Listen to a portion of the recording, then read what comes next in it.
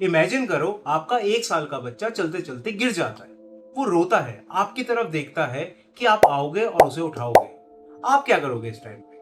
Obviously आप उसके पास दौड़ के जाओगे और उसे गोद में उठा लोगे कि अरे मेरे बेटे को लग गई क्या। अगर मैं आपको ये बात बताऊं कि आपका यही प्यार और आपका यही एक्स्ट्रा प्रोटेक्टिव नेचर आपके बच्चे की ब्रेन डेवलपमेंट को रोक रहा है। ग्लोबली ईस्टर्न एशियन कंट्रीज जैसे जापान और साउथ कोरिया का एवरेज आईक्यू सबसे ज्यादा है। ये उनके स्कूल्स और एजुकेशन सिस्टम की वजह से नहीं, असली सच्चाई उससे पहले शुरू हो जाती है। उनके घर में रहने का तरीका, उनके किचन में काम करने का तरीका, उनके खाने का तरीका, उनके बात करने का तरीका और उनका बच्चों के साथ बिहेवियर वो कैसा है। आज की इस वीडियो में हम बात करेंगे उन 4 हैबिट्स की जो रिसर्च के मुताबिक आपके बच्चे को अल्ट्रा स्मार्ट और इंडिपेंडेंट बना सकता है। मेरे लिए हैबिट नंबर 1 फॉलो करना इम्पॉसिबल रहा है। देखते हैं क्या आप वो फॉलो कर पाओगे। हैबिट नंबर 4 है स्किनशिप। जापान में इसका मतलब है फिजिकल क्लोजनेस थ्रू टच। वहां पे बच्चे अपने पेरेंट्स के साथ 6 से 7 साल साथ में सोते हैं और स्टार्टिंग के 2 साल में स्ट्रॉलर की बजाय उन्हें अपनी बॉडी में चिपका कर कैरी किया जाता है। अब आप बोलोगे इसमें क्या नया है, इंडिया में भी तो बच्चा अपनी नानी और दादी के साथ सोता है। एग्जैक्टली हमारे यहाँ का जो को स्लीपिंग कल्चर और साथ में बच्चे की मालिश का कल्चर साइंटिफिक लेवल पर एक ब्लेसिंग है। वेस्टर्न पेरेंटिंग कहती है कि बच्चों को अलग सुलाना चाहिए, नहीं तो वो डिपेंडेंट हो जाते हैं। बट डेवलपमेंट साइकोलॉजी ये कहती है जो बच्चे अपने पहले कुछ सालों में अपने पेरेंट्स के फिजिकल टच में रहते हैं उनके जीन्स में स्ट्रेस रिस्पॉन्स बेहतर होता है।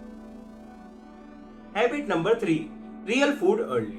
हमारे यहाँ पे बच्चा 6 महीने का होता नहीं और हम मार्केट से ले आते हैं उसके लिए पैक्ड फूड जैसे कि सेरेलैक, या तो हम उसको खिलाते हैं स्वीट पोटैटो की प्यूरी जैसी चीजें। लेकिन जापान में सॉलिड फूड की जो शुरुआत होती है वो होती है दही से, स्टीम्ड वेजिटेबल से या सीवीड्स। चलिए हम पूरी तरीके से जैपनीज डाइट को तो फॉलो नहीं कर सकते, लेकिन इसका लॉजिक समझते हैं। इन्फेंट जो 6 महीने से पहले के बच्चे होते हैं उनका दिमाग जो होता है 60% फैट से बना होता है, जिसमें सबसे ज्यादा रोल होता है ओमेगा 3 का। यूनिवर्सिटी ऑफ ब्रिस्टॉल की एक बहुत बड़ी स्टडी में देखा गया है जिन बच्चों को स्टार्टिंग से ही बढ़िया न्यूट्रिशन और हेल्दी फैट्स मिले हैं उनका वर्बल आईक्यू और सोशल डेवलपमेंट 8 साल की उम्र में बाकी बच्चों से बहुत आगे था। हमारे इंडियन होम्स में इसके बहुत बेहतर सब्स्टिट्यूट है, जैसे दाल का पानी, दही, रागी, ज्वार, घी, थोड़ा सा घी भी डाल सकते हैं और नहीं तो घी में मैश की हुई सब्जियां। बच्चे को शुरुआत से ही रियल और कॉम्प्लेक्स फूड का टेस्ट की आदत होनी चाहिए, ना कि वो सिर्फ आर्टिफिशियल मीठे की। बच्चे का हमें ब्रेन बढ़ाना है, ना कि सिर्फ वजन। हैबिट नंबर 2 है दे डोंट टॉक डाउन। हम सबकी आदत होती है बच्चों से अजीब आवाज में बात करने का, जैसे कि अरे मेरे बाबू ने ताना ताया, इधर लाओ, उधर जाओ, वो ले आओ, इले लो लो। वार्म और मेलोडिक आवाज में बात करना तो ठीक है, लेकिन शब्दों को गलत बोलना बहुत गलत है। जापान में एक कॉन्सेप्ट है जिसमें मैं बोल तो नहीं पाऊंगा लेकिन मैं सामने लिख देता हूँ। इसका मतलब मैं आपको बता देता हूँ, नरेटिंग चाइल्ड के। वो पहले दिन से ही अपने बच्चे के साथ पूरी सही भाषा में और फुल सेंटेंस में बात करते हैं। जैसे कि अगर उसकी मम्मी किचन में काम कर रही है और वो साथ में है तो वो अपने बच्चों से बात करती हैं कि अभी मैं आटा गूंद रही हूँ, अभी मैं रोटी बना रही हूँ, अभी मैं सब्जी काट रही हूँ, अभी पापा आएंगे तो साथ में बैठ के खाएंगे और फिर घूमने जाएंगे।